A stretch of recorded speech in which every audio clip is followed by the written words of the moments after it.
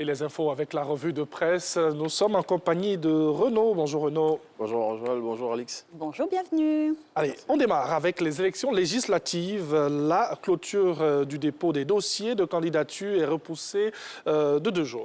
Tout à fait. Initialement prévu pour prendre fin aujourd'hui, la CEI a décidé d'accorder une rallonge de 48 heures aux candidats pour le dépôt de leur dossier, soit jusqu'à ce vendredi 22 janvier 2021.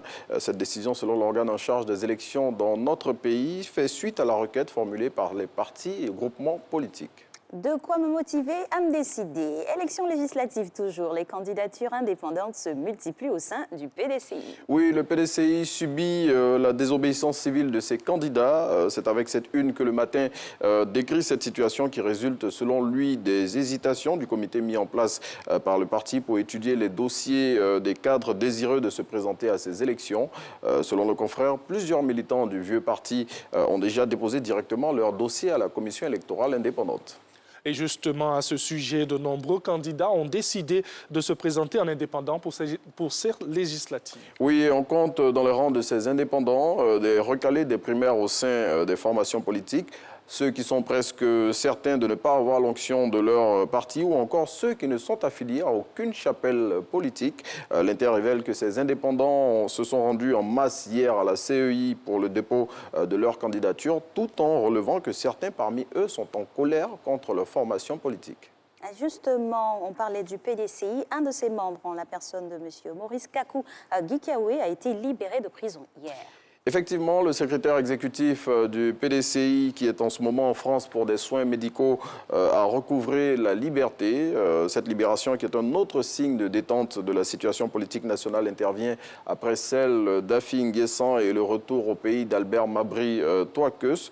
Selon Maître Atabi, l'avocat de l'intéressé qui a été interrogé par le Nouveau Réveil, son client va rentrer en Côte d'Ivoire après ses derniers examens médicaux. Et prenons la direction de la MACA, où une tentative d'évasion a été déjouée dimanche dernier.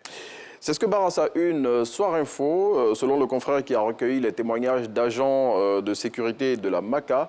Cette tentative pourrait être liée aux tensions enregistrées dans la prison le samedi dernier après la découverte d'une arme de guerre. Toujours selon le confrère, 2 éléments des forces armées de Côte d'Ivoire qui sont impliqués dans cette opération ont été mis aux arrêts.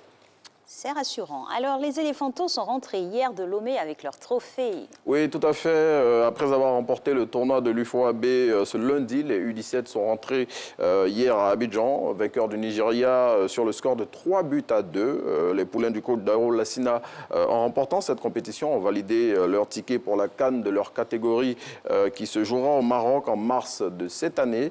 Nos jeunes héros ont été accueillis à l'aéroport international Félix Houphouët-Boigny par le ministre des Sports dans Paulin, qui leur a traduit toute la fierté de la nation.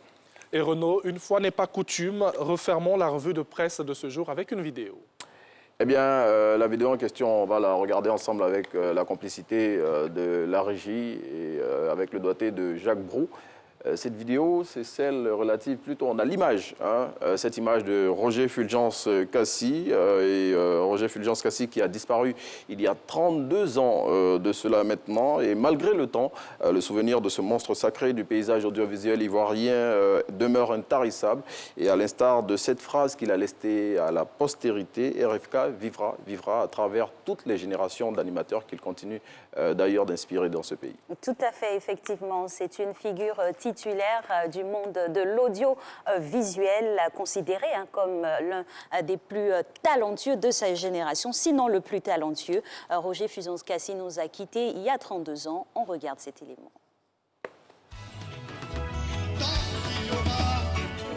Des hommes et des femmes sensibles à la chose musicale et capables d'apprécier un bon chanteur et une belle orchestration musicale.